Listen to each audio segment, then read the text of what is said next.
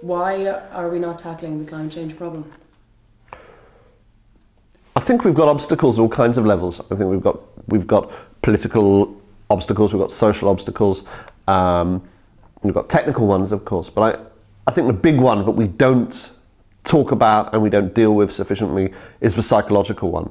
We're having real problems as individuals and as an entire kind of like global society in accepting the scale and the threat of climate change.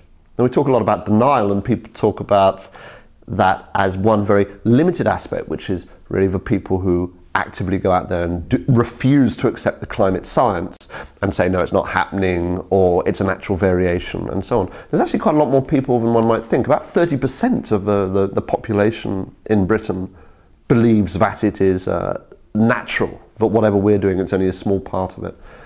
But there's many other shades of denial which are actually probably, in a way, more challenging, because they're people who are accepting that there is a problem but are finding ways to push it on one side. So they're saying, well, yes, but it's not going to affect me, it's something which is going to be a problem for future generations. Or they'll say, there's nothing I can do, which is in some cases true, but very rarely. Or they're just saying, oh, what's the point, or we've lost already, or we hear a lot now about China, saying, well, there's no point us doing anything because of China. And these are all kind of excuses which are, although kind of like rational in content, they're chosen in order to distance ourselves from the need to do something.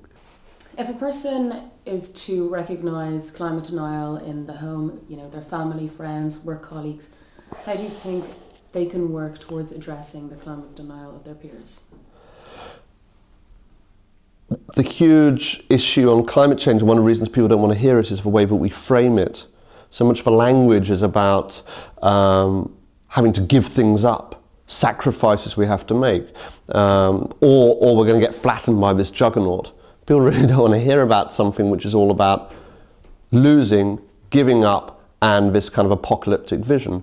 And in fact, that's just one way of talking about it, although it's the dominant way, and the one very much from environmentalists. There's lots of other ways of talking about it. And I think much more useful to talk about climate change as something very potentially that has positive aspects. I'd say, language say, we can all work together, where we can make big changes in the world, which are changes which are worthwhile making and that actually we'll need to make anyway. But the kind of change is, the smart thing to do. I think the language of inclusion is important as well. So much of the emphasis is on individual action. The government has encouraged this because the government is politically scared of action on climate change. There's always these things about, like, you can make a difference. Here are the easy things you can do. And it's actually not the right way to talk about it, because we need to be talking about we. What are we going to do? How are we all going to work together on this? And do you feel that online communities are a good medium for spreading that kind of sense of inclusion on this issue?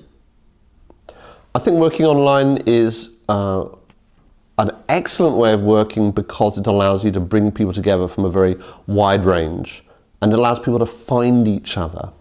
So it's so much easier just now simply to find people who are like yourself with whom you can form a kinship, and communities can be built online in a way that can never be done in conventional ways because it's so rapid and efficient.